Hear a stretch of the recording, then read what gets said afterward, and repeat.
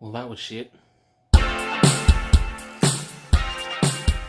Okay, folks, welcome back to Fat Dad Slim. Before I go on to anything, there's a lot of questions people have, I'm sure. I just want to send a big thank you and a whole lot of love and hugs to everyone for all the support that you gave when I did the first video. Obviously, the support and the encouragement and the you got this and all the stuff that was just really sort of pushing me forward meant a lot to me. I'm really sorry to have let you down. And then again, on the, when I sort of let people know that the surgery actually didn't happen, the support again, the encouragement, the keep going, the love, the support, everything from you guys pouring out to me, I really appreciate it. And I want to say thank you for that, first of all.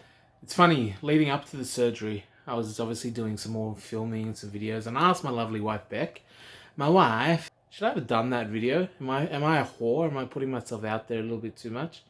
Her answer was, of course, yes. Yes, you are. And man, did that backfire on me pretty much immediately. I mean, it was always obviously good intentions there, and I wanted to do a video that I could share my journey with people. And sometimes sharing is a little bit too much, perhaps. I was very optimistic, obviously. I talked about and joked in that last video about how there's really only two possible outcomes. One, it's going to be success. I'm going to be awesome. I'm going to be skinny. I'm going to be happy. And two, it goes horribly wrong. I unfortunately don't make it through the operation, but my wife becomes a millionaire. And little did I even realize that there might be an option 3. So putting it out there on YouTube, putting it out there on Facebook, I know a lot of people that go through this weight loss surgery and never tell anyone anything. And there are moments where I wish I did the same thing. But, I wanted to share my journey. Obviously, with someone as extreme as I am, people are going to know anyway. So I might as well be open and upfront about it. It's not because I'm not ashamed of it. It's not, it's not the easy way out. And anyone who thinks that, I got one of these for you.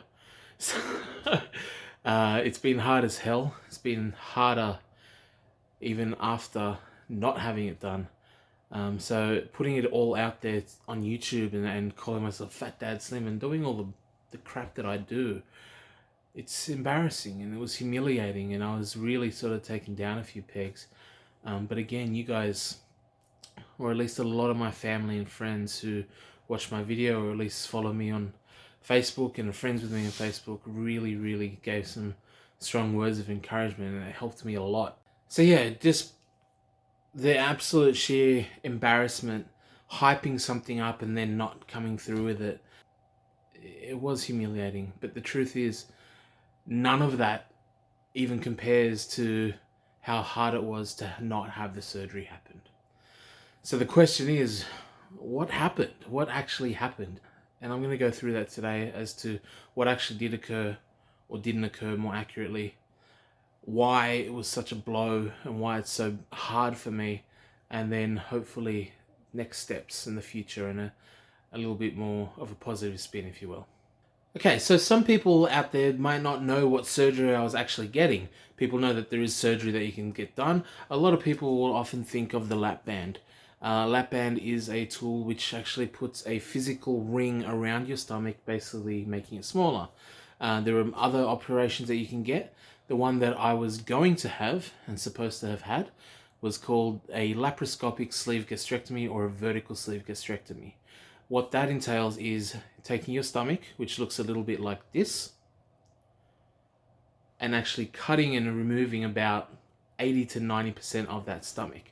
A doctor previously told me that my stomach, being so full of food and tacos and things like that, is probably the size of a football. The surgery, once removing the stomach, will look a little something like this, will actually end up being about the size of an egg cup. So the way that works is straight restriction. You physically cannot eat more than half a cup of food at any one time. You cannot drink while you're having a meal. There's a lot of difficulty with that, obviously. When you're eating such small volumes, you need to make sure you're getting the right protein in, all that sort of thing.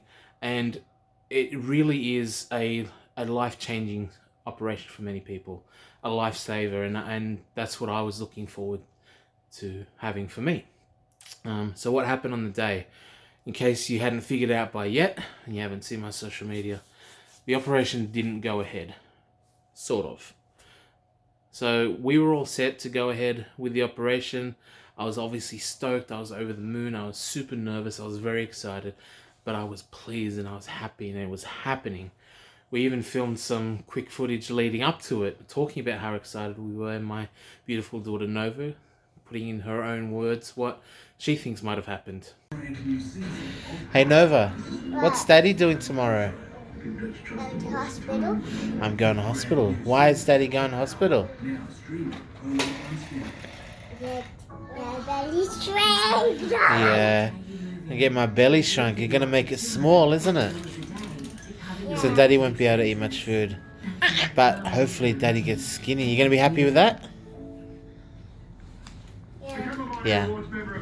So, in order to take 80 to 90% of that stomach away, tools are involved. It's not an open surgery. It's actually a keyhole surgery, hence the term laparoscopic.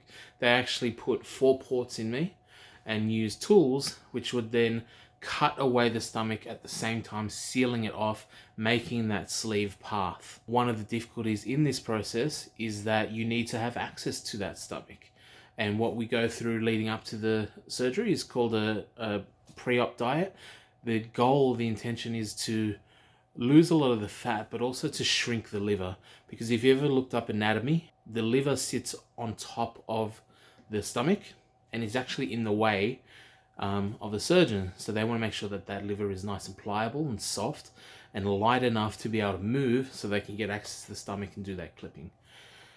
My doctor told me when he got in there with the camera, because of those ports, one of them is going to be a camera so they can see what they're doing. One of them has all the clippy and the choppy. He got the camera in. So I was out. I was knocked out. In my head, the operation happened, right? He got in with the tools. I've still got the scars and the ports and all that are healing really well. Thank you, Oxy. But he got in there with the camera and there was just no room. My liver was still very big and there's just no room to maneuver his tools in order to cut away that stomach and do the operation successfully. Had he proceeded, he would have had to do a lot of sort of damage to the inside in order to get the tools in the right spot, just without that room to breathe. So rather than going ahead with that and potentially risking my life, he chose to close me up straight away. So after 10 years in the making, a lot of nervousness, a lot of excitement, and a YouTube video, and a lot of people wishing me the best. It was all over in about 15 minutes. However, I slept for over 3 hours because I was out for the operation. I woke up to my anesthetist saying, "Yeah, it didn't happen, buddy." And at first I was really still groggy, and I pathetically asked, "Was it my fault?" No, everyone said, still trying to remember that, by the way. Sometimes I still think it's my fault. But I was still groggy, I was still out of it, and it didn't register. I didn't sort of put any emotions out. I was just sort of sitting there in my bed, tired, trying to keep my eyes open. And then my wife came, and that's when I absolutely broke down in tears. I lost it. I bawled like a gigantic baby, and it was tough. I was low. I've said to Beck, it was probably the worst I've ever been since Saint Norma Brown, my mother, passed away. As far as being sad, as far as being down, as far as being depressed, as far as something hitting me. You know, I've been through a bunch of failed fertility treatments to have our 2 wonderful kids. I've been made redundant and lost jobs. I've been on the, I have a lot of difficulty with my father's health conditions, things like that. And nothing hit me like this since my mother passed away. So I mentioned earlier that the anaesthetist was the one that told me it didn't happen. My surgeon had moved on to other surgeries that he had during the day, but later on he came around to obviously touch base in person and tell me what happened or what's going on. and he told me some amazing news that people would want to hear all the time. Obviously, the fact that it didn't happen. And if you know this surgeon, Dr. Craig Taylor, he's super upbeat, super happy, a very positive guy, and I guess that comes with, you know, his line of business. But he comes around and goes, "Hey champ, how you going?" Which is, you know, right on like the worst day of my life for a long, long time. And you know, I did that. I've been better, and we sort of talked about what happened. He told me he got in, had no room to operate. There's just nothing he could do, and he says it's really, really rare. In fact, in 15 years of doing this surgery, I'm maybe the only one that's ever had it. Oh no, there was one other person, he said. So, that's exactly what I wanted to hear. That I am an absolute freak. That of all the fat people in all the fat people surgeries, I was the worst one. So, thanks, Doc. Oh, so 15 years and I'm the only one. It's good to know. All around me are familiar faces, worn out places. And the question that I sort of had to ask myself was, why? Why was this operation so wanted, and all my hopes and dreams and everything just pinned onto that one procedure? What was it about it that made it so devastating that it didn't happen?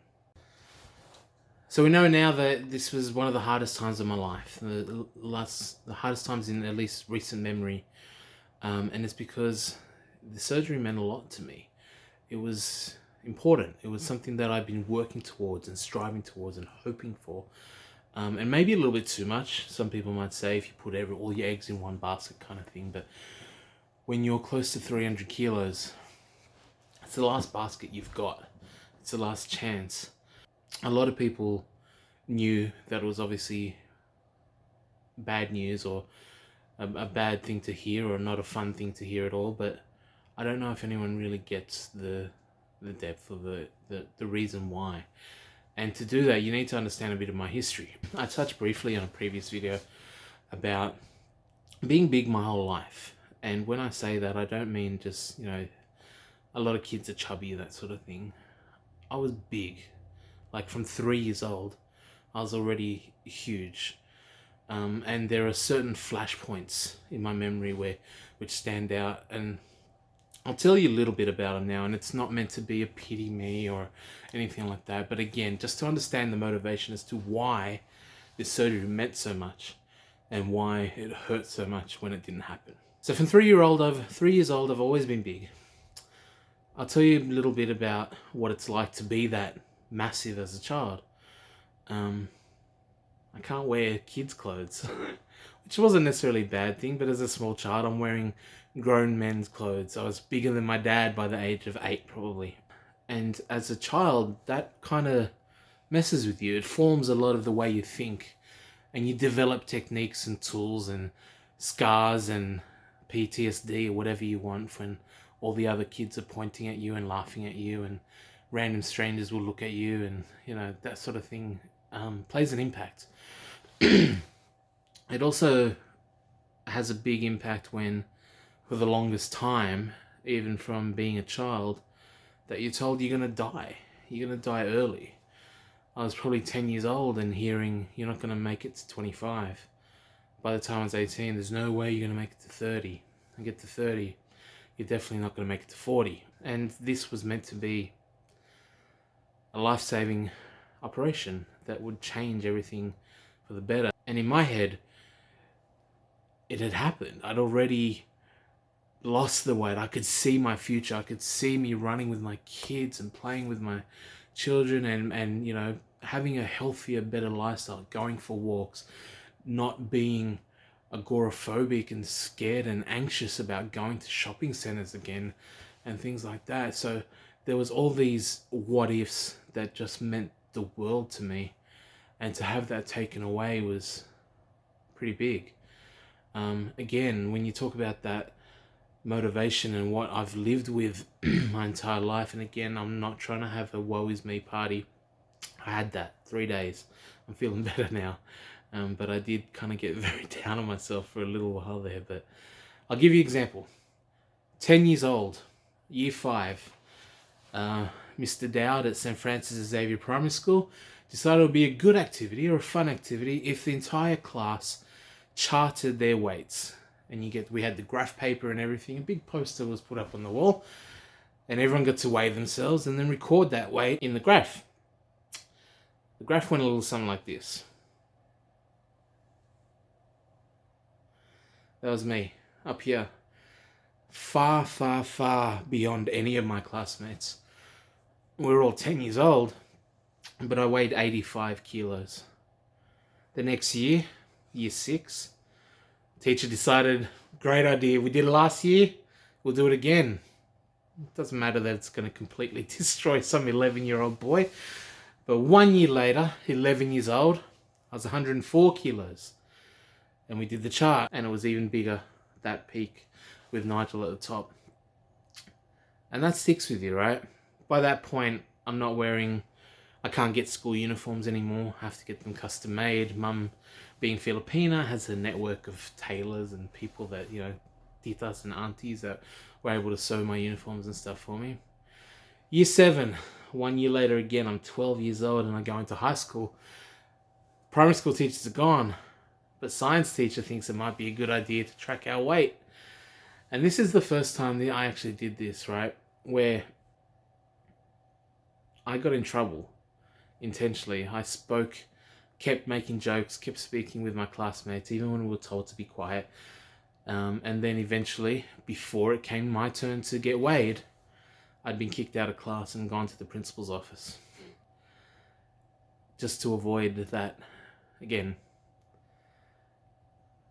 I was 12. Next year, I was year 8, I was 13.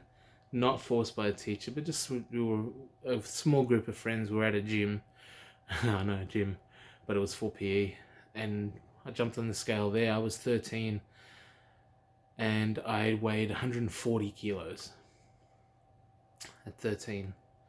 So in 3 years, I'd gone up about 60 kilos, 55 kilos.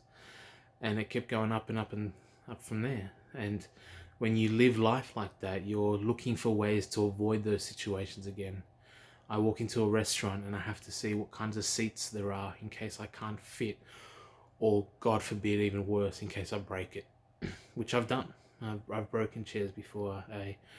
The couch that I'm sitting on now in my house has wood underneath the cushions, which is uncomfortable as hell, but at least I'm not breaking it any more than I have in the past.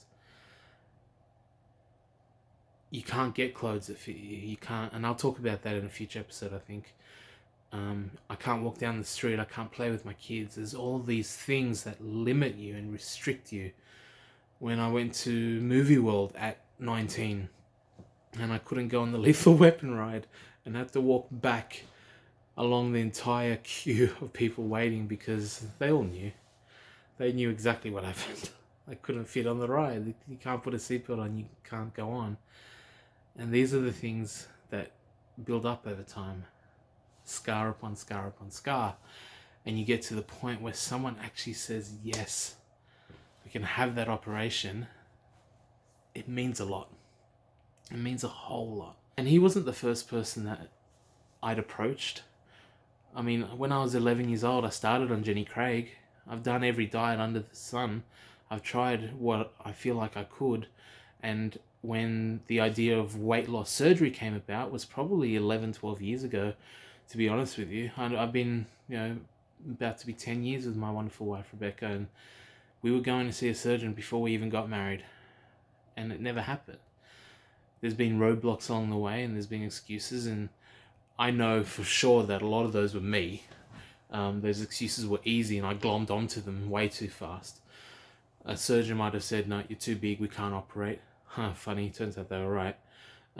Maybe I didn't have the finances 1 year, or I had the wrong health insurance, so I had to up the health insurance. And then once I had the right health insurance, there was a lot of things. And eventually every one of those rejections along the way got further and further before I saw another surgeon, sought another opinion, tried to find another way.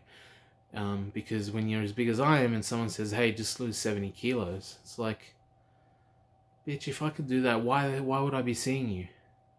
Then Dr. Craig Taylor comes in, or I came into his office, all smiling and happy, and me ready to hear the same thing of, no, this can't happen. But then he says immediately, yes, I can help you.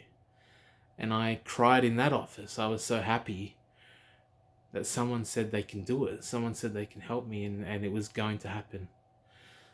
To the point where it sort of did. I went to surgery. I got put under. I remember the nurse telling me while I was in the little room before the operating theatre, saying, hey, do you want some music to relax? What sort of music do you listen to? And I said, hip hop. She goes, cool, I've got some Black Eyed Peas. It's not the same thing. But I went in. I made a joke to the people while they were transferring me and said, there's like 8 people in the room. I go, you're going to transfer me to the operating table? They're like, yeah, we're going to do that now. And I go, you're going to need some more people. But I was there. I was the light shining on me, my arms spread out. I've passed out. I was gone. And to think it's done, I actually made it happen and I was here. And then have that rug pulled out from under me. So to be told that you're too fat for fat surgery, yeah. But when I said Dr. Taylor did come around and talk to me and said what went wrong, we also sort of talked about what might be next. And that's the big part, right? I'm not giving up. I'm not giving up at all. I'm still confident in getting this. I just think there's a little bit more work to do beforehand. He said that now he had been inside me and seen what he was working with, he thinks if I could get down to around 230, 235, he'll have a lot more success. So, last time I checked in on the video, I was at 266, I think. When I last weighed in, I was at 264. Probably got down to about 263, 262. So another 30, 35 kilos to get to the point. I can do that. So next Friday, 12th September, would have been my follow-up appointment after the surgery. I'm still keeping that appointment. I'm going to go meet with Dr. Craig Taylor and we're going to talk about what's next. He's talked about the potential of maybe a gastric balloon. This is not an operation per se, but they get a balloon, shove it right down your throat into your stomach, and then blow that sucker up. Therefore, making a balloon inside your stomach, restricting how much food can fit around it. The balloon is taking up a lot of space. I don't know about that option. It's going to cost about $5,000 and takes about 6 months. They leave it in for 6 months, so that means it's a good whack away before I'll be able to go in for the operation again. I think right now anyway, if I can try really hard and get back on that diet, get back on those shakes and keep shifting a little bit of weight at a time, I might be able to get there before 6 months, so I'm not sure. But next Friday is the catch-up session with Dr. Taylor. I'll make sure that I do another update. But yeah, thanks guys. Thanks everyone who's watching. Thanks for keeping me accountable. I don't know if I should keep doing these videos or not. This is just my way of sort of capturing how excited I was by it. And then coming out of it was obviously ridiculously hard because you don't want to capture yourself on camera when you're kind of at your lowest. But what I did do, and this is just the person that I am, I went on YouTube and I looked up videos trying to find something of someone who had this happen to them, that it was failed, that it just didn't actually work. And guess what? There's 0 freaking videos of someone going through this. There's very little out there, and I know it's because, well, first of all, it's rare, right? My doctor told me I'm like 1, 2 in 15 years, but I know it happens. Statistically, it happens, but those people probably don't want to talk about it. So this was hard for me. This was difficult to do. But if you want me to keep doing the videos, please comment down below. Let me know if you want me to keep doing that. I will do weekly updates at least. Maybe even weekly weigh-ins. Weigh-in Wednesday or something. I don't know. We'll see what we come up with. But I hope you're enjoying it. Thank you for supporting me. Thank you for coming on with my journey. I'll update you all what's going on next time with Dr. Taylor. But in the meantime, make sure you subscribe. You can share it. You can like it. Make sure you hit the bell for notifications, all that sort of thing. I feel like a real YouTuber. After the people started commenting and giving me all these support on that first video, I was like, freaking, I'm going to be writing boosted boards and, you know, getting brand deals and stuff like that. Probably like, you know, giving away random money to strangers just for views. All about the views. But yeah, more updates coming soon. I have not given up. The Dr. Taylor has not given up. My wife has not given up on me. Everything's going to be okay. It's just a little bit of a setback, like everyone keeps telling me. So thank you. Comment, like, subscribe, all that stuff. Peace.